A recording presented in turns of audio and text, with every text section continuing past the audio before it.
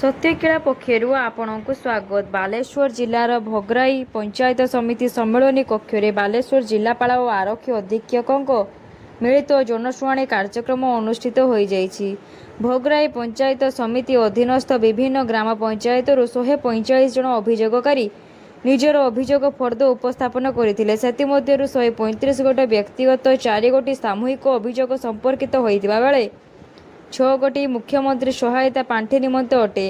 ଏହି ମିଳିତ ଜନଶୁଣାଣି କାର୍ଯ୍ୟକ୍ରମରେ 12 ଗୋଟି ଅଭିଯୋଗର ତତ୍କାଳ ସମାଧାନ କରାଯାଇଥିଲା।